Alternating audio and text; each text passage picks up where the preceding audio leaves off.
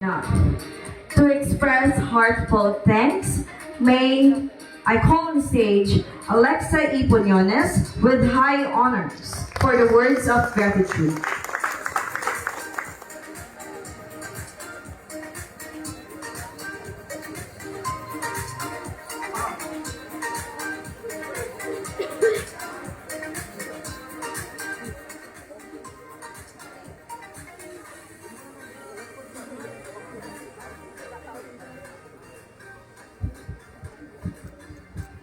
To our respected schools division superintendent, Dr. Josephine Alfadul, duly represented by our committed education program supervisor in mathematics, Sir Boyshin B. Rebalde, Sir. To our steadfast principal too, Ma'am Agnes A. Arqueza, Ma'am. To our hardworking faculty and staff of Puntaguita National High School, supportive PDA officials and barangay officials, commencement speaker, Ma'am Myraline Labitag, to our proud parents and guardians whose sacrifices made our journey possible, families, friends, and guests, and most especially to my fellow graduates of Batch 2026, a blessed afternoon to one and all. Years ago, we entered high school filled with uncertainty, unsure of what awaited us and who we would become. Now, we stand not only as graduates, but as individuals shaped by challenges, strengthened by experiences, and inspired by those who never gave up on us.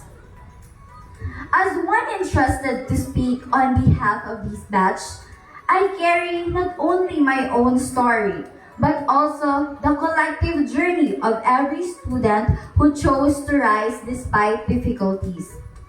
Each of us carries a story of growth, of struggles faced, sacrifices made, and dreams pursued. And if I may, allow me to share a moment of my own journey, one that reflects how growth often begins in the most unexpected struggles. Flashback to August 7, 2024, during our math class. Every time our teacher walked in, I would lose my voice. In other subjects, I was active and confident, but in math, mura na lang kong hangin sa kilid. That day, our teacher gave us 3 equations to solve. For others, it seemed manageable. But for me, it felt overwhelming. As I started, I suddenly froze. My mind went blank, my hands refused to move, and I found myself holding back tears. And in that moment, I felt it. The fear na mabagsak ko, nga bisan unsaon ako, dili ko mahimong enough. Then, our teacher noticed me. She came closer and guided me patiently step by step. But my tears began to fall. Ikapayasan man ko. Slide lang. Not because dili ko gusto makat-on, but because feel na ko, dili na ko kaya. While others were solving with confidence, I was there, staring at my notebook filled with doubts and insecurities. After class, she brought me to the office. And there, I cried everything out. But instead of making me feel small, she told me something I will never forget. One step at a time, one equation at a time. And somehow, that changed everything. So I tried. I asked for extra practice. I gave time to a subject I once feared. It wasn't easy. And there were still moments of doubt. But little by little, I kept going. And then I realized something. Struggling doesn't mean you are not capable. It simply means you are learning. We all have our own math moments, right? Times nga mawala ta, magduha-duha sa atong kaugalingon, ug mubati nga dili ta enough. But those moments do not define us. They shape us. So let me ask you this. How many times have we doubted ourselves just because we didn't get it right the first time? Because sometimes, ang problema dili tungod kay dili nato kaya, but because mahadlok ta bisan wala pa gani ta kasugod. Sometimes, the very thing that makes you feel small is the same thing that teaches you how to stand tall. And sometimes, the very thing that breaks you is the same thing that builds you. And in moments like that, we began to realize that growth is never a journey we take alone. Behind every struggle we overcome are people who guided us, supported us, and remind us that we are capable, even when we forget it ourselves. To Punta National High School, our second home for the past 6 years. Thank you for becoming a place where we did not only learn lessons from books, but also lessons about life. Within your classrooms, we discovered our strength, faced our weaknesses, and slowly became the individuals we are today. You were not just a school. You were a home that shaped us, challenged us, and prepared us for the future. To our principal too, Ma'am Agnes, thank you for your strong and inspiring leadership and for continuously supporting programs and opportunities that help us grow not only as students but as individuals. To our grade 7 advisor, Ma'am Rachel Echavia, thank you for guiding us through our very first year of high school when learning through modules felt uncertain and challenging because of the pandemic. To our advisors and subject teachers and grades 8, 9, and 10, thank you for celebrating our small victories, correcting our mistakes, and shaping us not just as students, but as better individuals.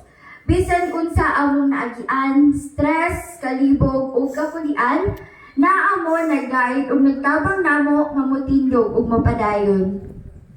To our grade 11 advisor, Ma'am Tessa Patria Ludupay, you were our anchor during one of the most challenging years. Bisan pa man sa among katapulan o kabadlongon, naagi hapon ka. You remained patient, dedicated, and present. Because of you, I found the courage to step out of my comfort zone and join opportunities like STEAMazing. To our grade 12 advisors, thank you for guiding us through our final year with patience and dedication. Because of all of you, our school journey became a story of growth, resilience, and meaningful memories. To our subject teachers, Ma'am Minerva, thank you for reminding us that even the smallest details matter. Ma'am Joy Lee, thank you for creating a classroom where we felt safe to share our thoughts. Ma'am May, thank you for your kindness and understanding. Ma'am Kim, our SSLG advisor, thank you for teaching us that leadership is about responsibility and service. To our math and philosophy teacher, thank you for teaching us not only formulas, but also how to reflect life deeply. To my first coach in SciTech, Ma'am Janeza, thank you for being our SPA and for inspiring me to write. Salamat kayo, ma'am, sa imong pagpangulit nga paapilon ko og journalism, even when I doubted myself. Because of you, journalism became part of who I am. To Sir Sam, my second and final coach in SciTech, thank you so much, sir, for believing in my layout skills. Because of you, daghan kayo kong natunan, not only in writing, but also in organizing ideas and expressing creativity. More than that, you helped me discover a talent and passion I never knew I had. Today, I realize that sometimes all it takes is the right people who believe in you for you to finally start believing in yourself. Ma'am Jan and Sir Sam, thank you for being those people in my life. To all the teachers whom I may not have mentioned, please know that every lesson, every reminder, and every effort you shared with us will always remain in our hearts. At the heart of our journey are the people who stood by us the most, our families, our parents, siblings, and loved ones who supported us through every challenge. To our families, this achievement today is not ours alone. It belongs to you as much as it belongs to us. Every step we take across this stage reflects your love, sacrifices, and unwavering support. To my mama and papa, thank you for your sacrifices. Alam ko ang pagiging malayo sa amin ay hindi ninyo kailanman ginusto. Ngunit ginawa ninyo ito upang pasuportahan at maibigay ang aming mga pangangailangan. Kanagong mga page ay pang post sa page. Growing up without you beside us every day was hard. But even with the distance, we always feel your love. Sapagkat bawat sakripisyong inyong ginawa, bawat ginugol ninyo sa pagtatrabaho ng malayo sa amin, ay isang paraan ng pagsasabi ng mahal namin kayo at ginagawa namin ito para sa inyo.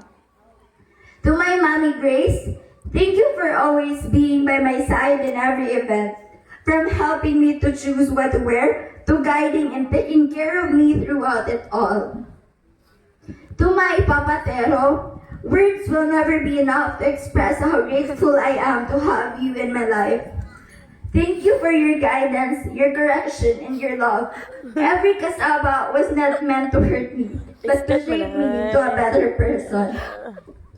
To my Mama Yang, 17 years of love and sacrifice cannot fit into words.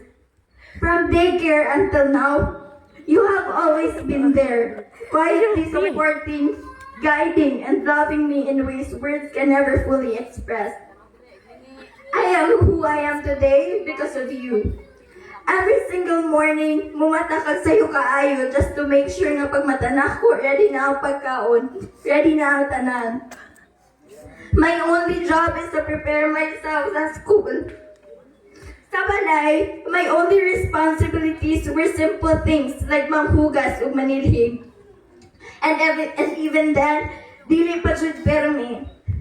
Yet you never complained. Instead, you choose to love me, care for me, and make sure I felt safe and supported every single day. God knows how blessed I am to have a grandmother like you. Not everyone is given the chance to grow up feeling that kind of love, but I was fortunate enough to experience it every single day. Now, my fellow graduates, let us imagine ourselves months from now.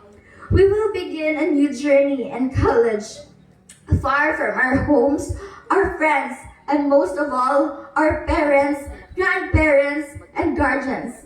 And I often ask myself, makayakahan ako kung ako na lang isa? Makayakahan ako nga malayo na sila? In those moments, I realize how vital their roles are. Without their sacrifices, we would not be here today. So from the bottom of our hearts, thank you, our dear parents and guardians. To my classmates and friends, high school was not perfect, but it was unforgettable. We laughed, struggled, stayed up late for projects, and built memories that shape us. But soon, things will change. The people we see every day may no longer be part of our daily lives.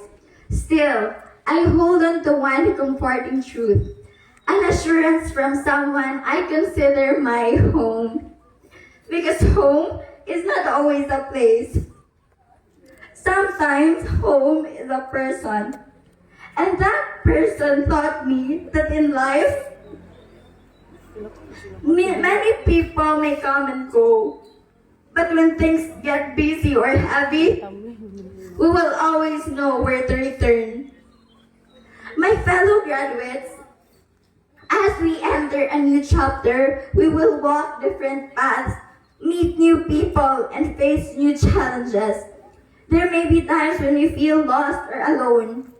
But let us never forget the people who became our home, those who believe in us and stood by us. Finally, above all else, I want to thank our Almighty Father who has been with us through every step of this journey. Without His guidance, wisdom, and love, we would not be standing here today as proud graduates of this school. All glory belongs to Him. As we step out from the halls of our beloved institution, let us remember what we celebrate today is just the beginning chapter. The true journey with its challenges, battles, and victories lies ahead. With grateful hearts, this is Alexa Intero Puñones, a proud graduate of batch 2025-2026 of Punta National High School. Thank you and congratulations to all of us.